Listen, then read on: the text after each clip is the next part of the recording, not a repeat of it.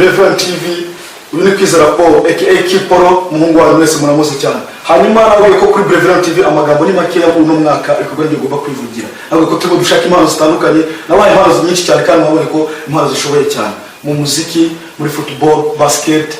Hano tugo hari impano tugomba kujyayo. Hano n'ahandi nagiye ni mu biturage.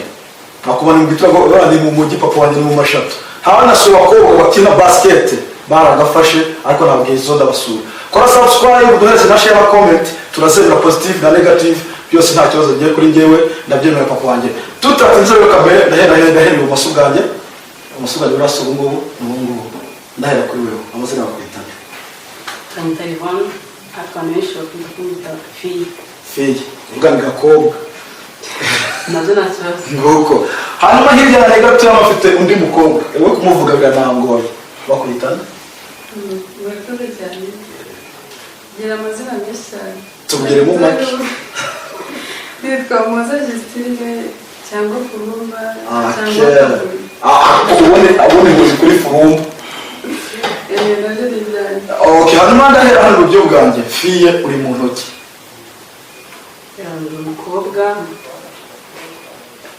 w'umusportif, ukunda sport. Nkunda gukina basket. Nkunda siporo muri rusange, n'abakunda siporo bose mba numva bashimishije nyine banumva ndi proud yo kuba sportif. Ako ntabwo intro yawe ntabwo twumvishe neza, ntabwo tukumve ukina basket. Yes, mu kirere mu nzu neye. Natangiye nyine muri primary school, nkomeza muri high school, niga St. Aloys, niga mu Gahozo hose narakinaga championnat interscolaire. Nyuma yaho rero naje gukina muri APR, ako nagiye muri APR niga mu Gahozo muri senior 5. Ndakomeza gukina muri APR, rero nta yindi na kimwe ni APR. Ubwo ubuzima bwo ni APR. Wena. Urumva rero nyine nkomeza ngarude kuri siporo, imijyanye na siporo byinshi cyane, ndabona siporo zose nagira basket gusa.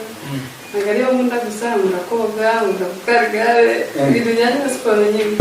Okay, hano ndi kumwe n'abakobwa mu by'ukuri bafite ibigwi. N'imishini yo tubaye ntabwo nabifungura. Ndashaka rero tujyane ikiganiro cyitwa Fiye na Furumba, aho tuzi gutwara igihe kirekire. Kuko ushobora kugera ukigira mu mirimo wamubera nta n'uwamenya, ariko mbere bose maze kwashimira kuba mwamanye n'umwana tuganira. Ariko hagati aho rero ndahera kuri Fiye. Tubwire noneho aho bantu ubukiye basket ugiye kinda ndende uragiye interscolaire Agahozo ucamo sasa uzigiyemo isanze muri APR. Wabyakiye gutukina kumva ikete muri APR. Kubera ko n'ubundi nangira gukina basket bisangiza arizo kugira hanengeze. Natangiye no muri primary numva ko ari ahantu tunzagera. Ngaro ufite intego. Noneho nagiye niga St. Aloys, natangiye kujya muri national. Tugenda mu weekend tukayipasinga nyine i Kigali, turi muri myitozo national, tukadutegera bakaduha buri kimwe cyose tugasubira ku ishuri dimanche. Rero nakomeje numva ko nyine siporo nyine ari ibintu byanjye, ari ibintu ngomba gukunda nkanabikora mbikunda. Rero kujya muri APR byanshimishije cyane, ariko kubera ko byari byusange na bitantunguye. Wabifashe nk'ibisanzwe. Byabaye byanshimishije, ariko nyine kubera ari ibintu numvaga n'ubundi nzakora, ari ibintu bindimo, yari intego numvaga bizarangira nyine ikipe shampiyona. Ntabwo byabura gutinya, numvise nyine ngize ubwoba ndavuga gute iyi ekipe nyigizemo gute. Nyine nanjye mutamye ikize ndavuga gute ndi umuntu kaze, nanjye ntangira kumva nyine ko nkaze utikora. Urumva kujya gukina muri stade, petit stade, mu mashampiyona atandukanye hari abantu benshi cyane. Nyine kubanza kubyakira no kubifidinga, kumva ko ugiye kudukinira shampiyona, ubonye ekipe ihora izajya guhemba, kwezi ufite contrat ibintu nyine biri byo kwishimira kandi umuntu yakwakira nyine yishimye. Byanshimishije cyane rero kubyakira, numvaga nyine noneho n'abandi muntu. From ntawe ugeze muri aperi uvuye Nyabiheke uragiye neza ugisanga hariya wabyakiye gute? Rero ukuntu nabyakiriye ibintu byose nyine byandaga bisa nkaho biri kumva, ntabwo nabiteganyaga nyine nabikora vuba for fun, ntabwo nari nzi ko hari ahantu nzagera, ntabwo numvaga ko bisa nyine n'undi muri aperi nk'uko tumeze nyine nakinaga numva, ntabwo numvaga nyine ko bizagenda nk'uko ubu, ariko nyine bitewe n'uburyo basket yagiye izamuka vuba cyane yagendaga ngera ahantu hakomeye, ubwo nisanzwe muri aperi. Okay, muragiye mugeze muri aperi murakinye bimeze neza. Match ya mbere fi wakinye kigera muri aperi niye match ni uravuze ati iyo noneho iyi match nani hafiye ndumva kabisa ku rwego na NBA nagiye.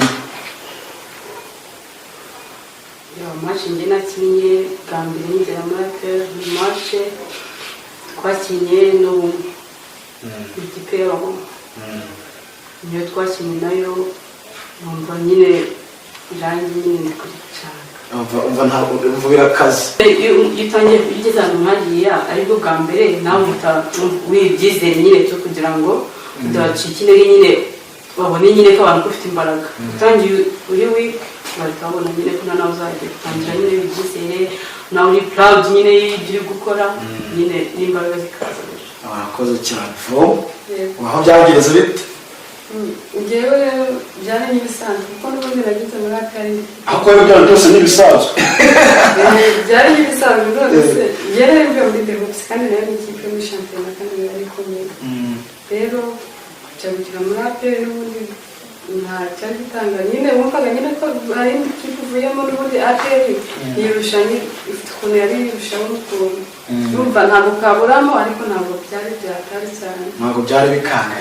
Match ya mbere wakinye wowe ubwo turi match ndayiteye arukira n'ihe kipe ubwo ndimo nakina The Hoops n'ubundi urukira kipe yavuye navuye. Okay, uravuga ati reka gikomere muri nyihano. Okay, hanyuma reka tuguta twihuta ngene kwise raporo n'umuhungu wanyu murabizi cyane no umuhungu kanweza ibintu byiza cyane. Udore subscribe na share ubundi dukomeze twubake TV yacu. Abakinnyi bemeranya muri shampiyona mbere Idol akina Charlotte akina Hope akina muri The Hoops, Chloe akina na Nicole akina muri PS. Aba nabo bakinnyi batanu nawe gauti gusa kutishize nabo biti. Ntabwo nakwishyiramo. Okay, batanu uwa mbere ni Six akina muri The Hoops, uwa kabiri ni Dumi akina muri APR, uwa gatatu ni Charlotte akina muri APR, uwa kane ni Manizabari cyangwa Zeri akina muri The Hoops, uwa gatanu ni Nicole akina muri PS. Okay, hanyuma From ndashaka tukore nk'akadebe twiganireho hano hanze ikibazo gihangayishije na leta muri rusange. Hanyuma hano hanze leta ihangayishijwe n'ikibazo cy'abantu baterwa inda zitateganyijwe cyangwa se igiciro gitamina z'indaro. Mwebwe nk'abasportif ibyo bintu mubyumva gute? Ni iki twakora ngo bicike? Cyane nka mu bakobwa bihere kuri mwebwe. Kujya bategura n'utuntu cyangwa uburyo bijyana hari uburyo ababikora bagategurwa nk'udukino tuba duhuza amakipe n'ayandi, ariko harimo insanganyamatsiko cyane y'ibyo bintu cyangwa kwamagana strategy umupaka ibyo bintu byashyirwamo imbaraga kugira ngo wenda icyo kintu umupaka cyane. ariko abakobwa ngo bashimye kamwe ba nyirabayazana n'ibyo byose. Ntabwo navuga ko ari twebwe gusa, abahungu bashimye kamwe muboshye. Oya, gusa wakoshya umuntu ntabwo nakoshya gutera umurusha ubwenge sibwo nakoze se hari uburyo mwifatanya ugasanga umukobwa nyine yitwaye ukuntu imbere y'umuhungu bikarangira umuhungu ntibagiyemo ibyo ngo ni amakosa babashinja buriya biterwa n'umuntu ntabwo byumva njye numva bitambaho numva atari uko bimeze urabemeranya na forumu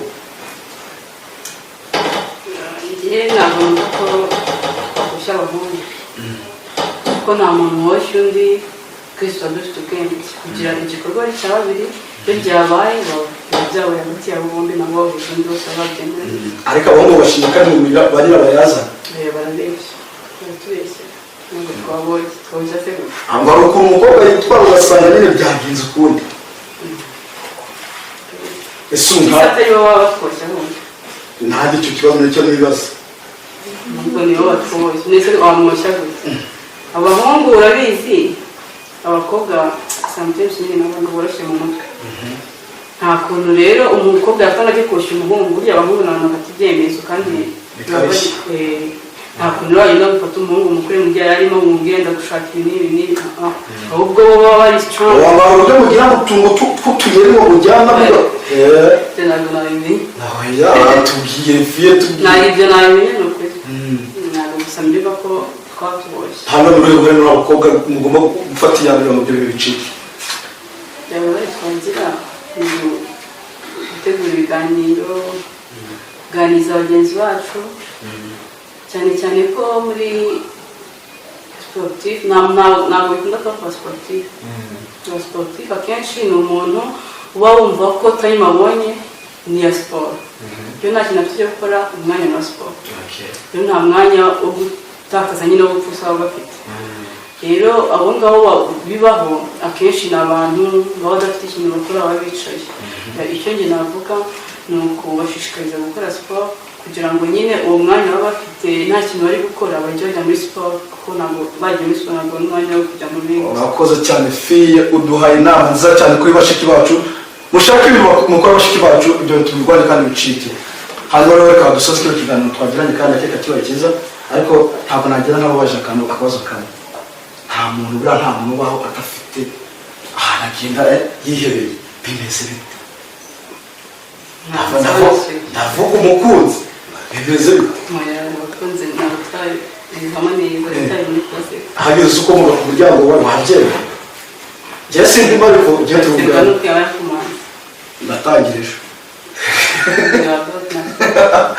okay bro bimeze bite nta aramufite cyangwa umutima ni basket gusa umutima urangiye kuri basket kwikina ako abasportif bahubwo kwibashije ko nta bakunzi bugiye biterwa n'iki ya ntabwo tutabagira cyangwa ko tudashaka kubagira n'ubwo wenda biterwa n'uburyo baratangiza ubwo bibereye mu kazi nta bindi ariko nabyo nyine wabibunanya ariko ntabwo kabura ariko ubu ntabwo biraza ariko wenda bizaza okay hanyuma rero reka dusoze kandi twihuta mu by'ukuri twawe mwakoze kudukurikira kuri Beverland TV ariko dusoza akazoza kanyu muri kino gihe nta makipe ubu ndabizi ntabwo murimo gukora ariko akazoza kanyu muri APR bimeze bite ese mwayigumamo cyangwa murayisohokamo nta makipe arimo bashaka ubundi ikintu ni ku mutima umutima uri kuhatara iyo bagushaka nyine uguma kuyo ukunda umutima uri ku kazi vuba nuko bimeze nta kipe irimo gushaka ni gutyo rwose uzavuga ni muri APR rwose ikipe itanga akaryo okay ari Beverland TV ndashimira abavuga mu cyumba baduhaye ikiganiro cyiza cyane kandi n'ubutane tuba tubona amazone mu kiganiro